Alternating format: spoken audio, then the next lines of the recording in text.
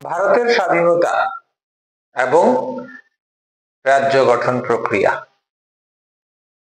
আর প্রশ্ন যখন রাজন্য শাসিত রাজ্যের ভারত ভুক্তির হয়, তাহলে একটা জিনিস উল্লেখ করতে হয়, ত্রিপুরার ভারত ভুক্তি। 1947 খ্রিস্টাব্দে ভারতবর্ষ যখন স্বাধীন হয়, তখন ত্রিপুরা ভারতবর্ষের পূর্ণ অঙ্গরাজ্য ছিল না।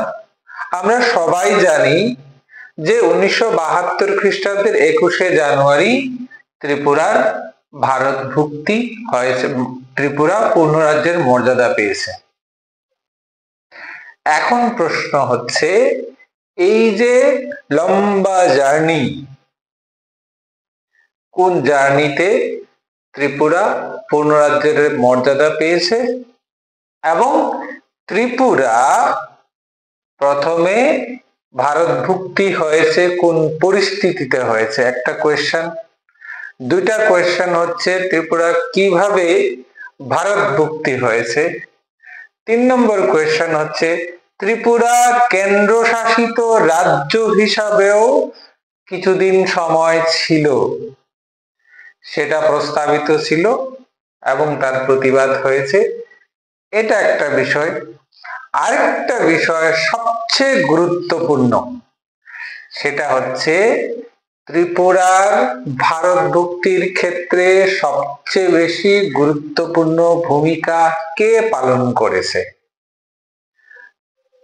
আর যেটা টার্নিং পয়েন্ট, সেটা হচ্ছে ত্রিপুরার পাকিস্তান ভুক্তির ষড়যন্ত্রে কারা কারা লিপ্ত ছিল এবং ত্রিপুরাকে পাকিস্তান মুক্তি করলে আজকে কি পরিস্থিতি হতো, মানে বাংলাদেশ মুক্তি করলে বর্তমান সময় তো বাংলাদেশ। তাহলে এই ভিডিওটার মাধ্যমে ত্রিপুরার ভারত ভুক্তি সম্পর্কিত যতগুলি প্রশ্ন রয়েছে, এই প্রশ্নগুলি আমি সমাধান করার চেষ্টা করব।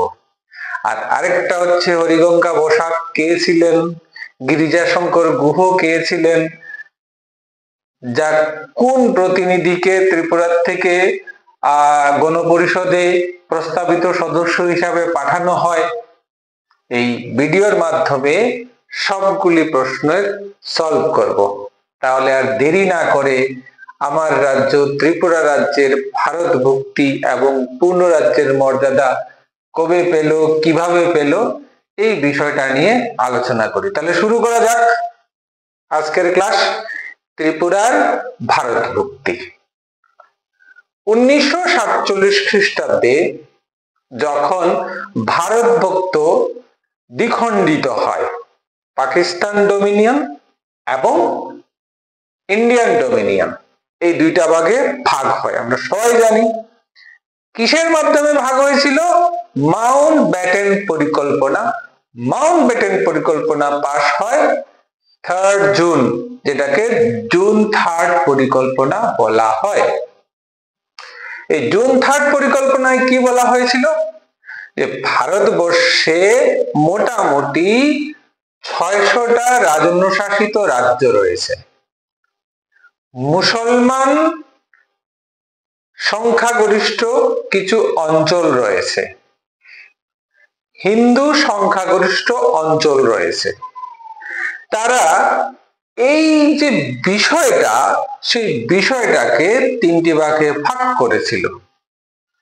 একটা হচ্ছে ক শ্রেণীর রাজ্য, একটা হচ্ছে খ শ্রেণীর রাজ্য, আর একটা হচ্ছে গ শ্রেণীর রাজ্য, অর্থাৎ রাজন্য শাসিত রাজ্য। আর একটু পরিষ্কার করে বলি, ব্রিটিশদের প্রত্যক্ষ শাসনাধীন অঞ্চল যেখানে হিন্দু সংখ্যাগরিষ্ঠ, সেই জায়গাটা সরাসরি ভারতভুক্ত হবে, আর যেখানে মুসলিম সংখ্যাগরিষ্ঠ সেই জায়গাটা পাকিস্তান ডোমিনিয়নে যাবে। এবং এখানে পাঞ্জাব, সিন্ধ, বেঙ্গল, এই জায়গাগুলি নিয়ে মোটামুটি পাকিস্তান গঠিত হয়েছে। এবং এই পাকিস্তানের গঠনের যে বিষয়টা সেটা মাউন্টব্যাটেন পরিকল্পনার মাধ্যমে পরিষ্কার করে বলে দেওয়া হয়েছে। আমি মাউন্টব্যাটেন পরিকল্পনা সম্পর্কে ডিটেলস বলছি না, সেটা নিয়ে অন্য আরেকটা ভিডিও দেখতে হবে। প্রসঙ্গ ত্রিপুরার ভারতভুক্তি। তাহলে ত্রিপুরার পরিস্থিতিটা ওই সময় কি ছিল? রাজন্য শাসিত রাজ্যকে মাউন্টব্যাটেন পরিকল্পনা অনুসারে বলা হয়েছিল, দুইটা অপশন দেওয়া হয়েছিল। একটা হচ্ছে আইদার তারা পাকিস্তানের সঙ্গে যুক্ত হতে পারে অথবা তারা ভারতের সঙ্গে থাকতে পারে। আর তাদের 3 নম্বর অপশন কি ছিল, যেটা হরি সিং সবচেয়ে বেশি ঝামেলা লাগিয়ে গেছে, যে কাশ্মীরকে ভারতভুক্ত করেনি। আমাদের কাঞ্চনপ্রভা দেবী যে বুদ্ধিমত্তা দেখিয়েছেন, বা বীর বিক্রম কিশোর মাণিক্য বাহাদুর যে বুদ্ধিমত্তা তার মৃত্যুর পূর্বে দেখিয়েছেন, কাশ্মীরের রাজা হরি সিং যদি দেখিয়ে থাকতো তাহলে হয়তোবা ভারত পাকিস্তানের সম্পর্কটা কাশ্মীর প্রসঙ্গ বা কাশ্মীর ইস্যু হতো না। যাই হোক, সে প্রসঙ্গে তো পরে আসবো। এবার প্রশ্ন হচ্ছে ত্রিপুরার মতামত কি? ত্রিপুরা ভারতের সঙ্গে যোগদান করবে না পাকিস্তানের সঙ্গে যোগদান করবে, নাকি রাজ্য হিসাবে থাকবে? তাহলে ত্রিপুরা তো ভারতের সঙ্গে যোগদান করেছে। পরিস্থিতিটা কি ছিল? 1947 খ্রিস্টাব্দের 15ই আগস্ট ভারতবর্ষ স্বাধীন হয়েছে, আমরা সবাই জানি। দুঃখের ব্যাপার হচ্ছে 1947 খ্রিস্টাব্দের 17ই মে আমাদের ত্রিপুরার অন্যতম শ্রেষ্ঠ মহারাজ বীর বিক্রম কিশোর মাণিক্যের মৃত্যু হয়। ঠিক তার পূর্বে গণতন্ত্র প্রিয় বীর বিক্রম কিশোর মাণিক্য এবং বীর বিক্রম কিশোর মাণিক্যের যথেষ্ট সুনাম ছিল। এই জন্য 1947 খ্রিস্টাব্দের 28শে এপ্রিল গিরিজাশঙ্কর গুহ কনস্টিটিউয়েন্ট অ্যাসেম্বলির সদস্য হিসাবে মণিপুর এবং ত্রিপুরার হয়ে প্রতিনিধিত্ব করেন। তাহলে বোঝাই যাচ্ছে যে বীর বিক্রম কিশোর মাণিক্যের কতটুকু গ্রহণযোগ্যতা ওই সময় ভারত সরকারের কাছে ছিল। যাই হোক, বীর বিক্রম কিশোর মাণিক্যের মৃত্যুর পর পরিস্থিতিটা একটা জটিল আকার ধারণ করে, কারণ মহারাজা কিরিট বিক্রম তখন নাবালক ছিলেন এবং ত্রিপুরার রাজা হওয়ার মতো তার বয়স ছিল না। আর এই কিরিট বিক্রমের প্রতিনিধি হিসাবে, রাজ প্রতিনিধি হিসাবে, তত্ত্বাবধায়ক হিসাবে ত্রিপুরার রাজ সিংহাসনে বসেছিলেন মহারানী কাঞ্চনপ্রভা দেবী, যিনি ভারতবর্ষের সঙ্গে ত্রিপুরার সংযুক্তির প্রসঙ্গে সবচেয়ে বেশি ভূমিকা পালন করেন। এবং ইতিহাসের ছাত্র হিসাবে এই বিষয়টা স্বীকৃতি দেওয়া যায় যে ত্রিপুরার ভারতভুক্তির বিষয়ে যদি সবচেয়ে গুরুত্বপূর্ণ ভূমিকা কেউ পালন করে থাকেন তাহলে মহারানী কাঞ্চনপ্রভা দেবী। তিনি রিজেন্সি কাউন্সিল গঠন করেন। 1947 খ্রিস্টাব্দের 24শে অক্টোবর রিজেন্সি কাউন্সিল গঠন করেন এবং এই কাউন্সিলের সদস্য ছিল সত্যব্রত মুখার্জি, দুর্জয় কিশোর দেববর্মন, কুমার নন্দলাল দেববর্মন, মৌলভী আমিনুদ্দিন এবং অন্যান্যরা। উদ্দেশ্য হচ্ছে এই রিজেন্সি ডিসিশন নেবে যে ত্রিপুরা ভারতের সঙ্গে যোগদান করবে কি পাকিস্তানের সঙ্গে যোগদান করবে, অথবা নিজস্ব স্বাধীন রাজ্য হিসাবে থাকবে। ওই সময় ইনস্ট্রুমেন্ট অফ অ্যাক্সেশন ভারত সরকার মানে ভারত ভুক্তির একটা দলিল তৈরি করে শর্ত সাপেক্ষ রাজন্য শাসিত রাজ্যগুলি এই সুবিধা দেওয়া হবে, এটার উপরে ভিত্তি করে একটা ইনস্ট্রুমেন্ট অফ অ্যাক্সেশন তৈরি করা হয় এবং মহারানী কাঞ্চনপ্রভা দেবী মহারাজ নাবালক মহারাজ কিরিট বিক্রমের হয়ে 1947 খ্রিস্টাব্দের 13ই আগস্ট ইনস্ট্রুমেন্ট অফ অ্যাক্সেশনে স্বাক্ষর করেন।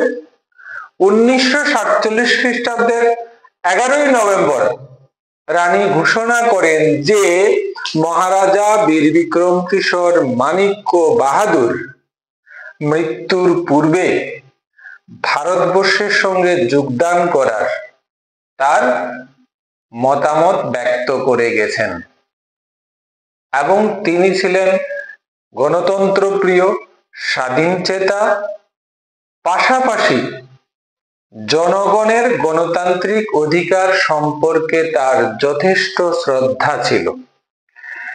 এই জন্য মহারাজা বীর বিক্রমের ইচ্ছা অনুসারে মহারানী কাঞ্চনপ্রভা দেবী ইনস্ট্রুমেন্ট অফ অ্যাক্সেশনে স্বাক্ষর করেন।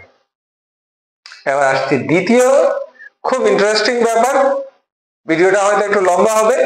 ইন্টারেস্টিং ব্যাপার হচ্ছে কনস্পিরেসি, পাকিস্তান ভুক্তির কনস্পিরেসি। কারা কারা যুক্ত ছিলেন?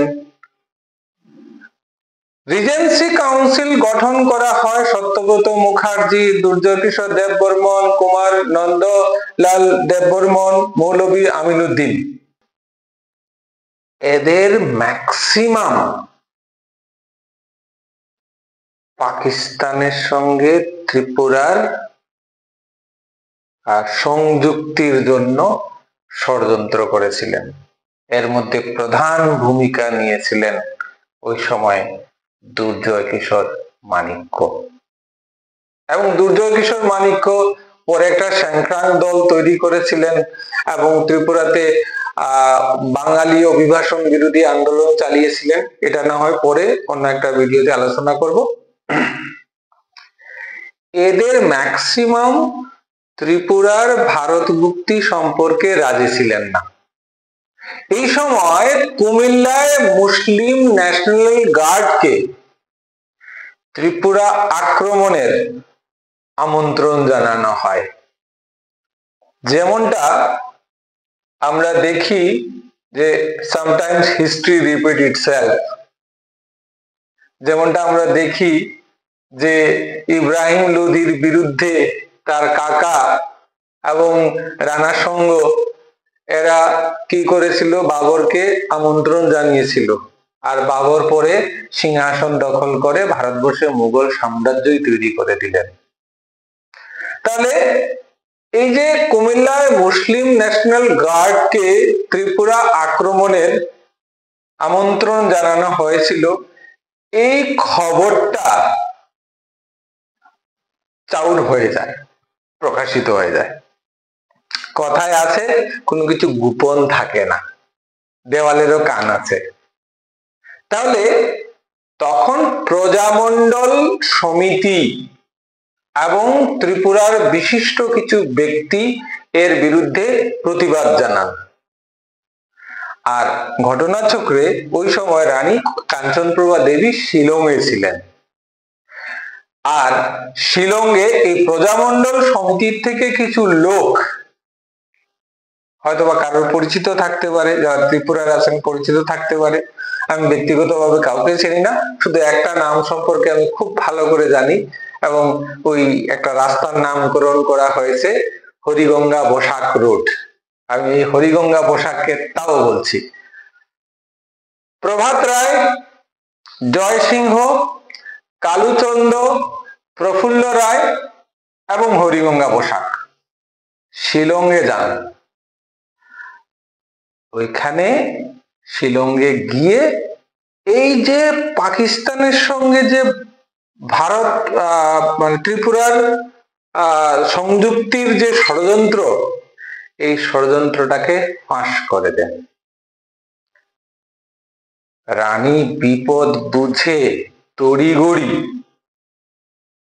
দিল্লিতে চলে যান এবং 1947 খ্রিস্টাব্দের নভেম্বর মাসে জওহরলাল নেহেরু এবং প্যাটেল পাকিস্তানকে হুঁশিয়ারি দেন, কেননা ওই সময় মুসলিম লীগ এবং কুমিল্লার মুসলিম ন্যাশনাল গার্ড যারা ত্রিপুরা আক্রমণের প্রস্তুতি নিচ্ছিল এমন একটা খবর ত্রিপুরায় বিভিন্ন লেখালেখির মাধ্যমে দিল্লিতে ভারত সরকারের কাছে পাঠানো হয় এবং এই ক্ষেত্রে হরিগঙ্গা বসাক একটা ভালো ভূমিকা নেন।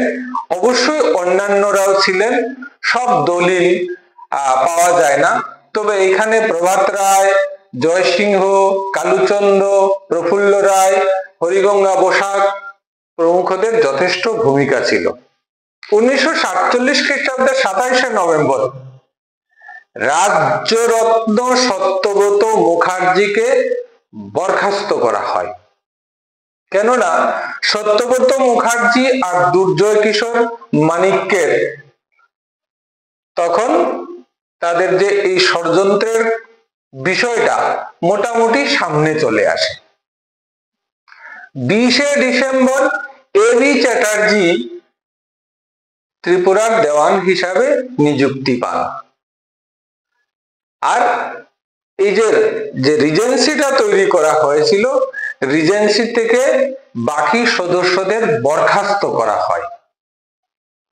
আর দুর্জয় কিশোর মানিক দেববর্মন উনি কি করেছিলেন, নিজেই পদত্যাগ করেন এবং তিনি সেখানে বাংলাদেশে পালিয়ে যান এবং গেদু মিয়ার সঙ্গে মিলে, গেদু মিয়ার বিষয়েও বলবো, তিনি তারপরে পাহাড়ে একটা বাঙালি বিরোধী একটা সংক্রান্ত দল গঠন করেন, যারা পরবর্তী সময়ে ত্রিপুরার ভারত মুক্তির বিরুদ্ধে গিয়ে অনেক উগ্রপন্থী কার্যকলাপ করেছে। ত্রিপুরা একটা সময় উগ্রপন্থীর উর্বর ভূমি ছিল, এটা এখন যদিও ত্রিপুরা শান্তির ত্রিপুরা, এখানে উগ্রপন্থী কার্যকলাপ নেই, আমরা পাহাড়ি বাঙালি সবাই একসঙ্গে মিলে বসবাস করি।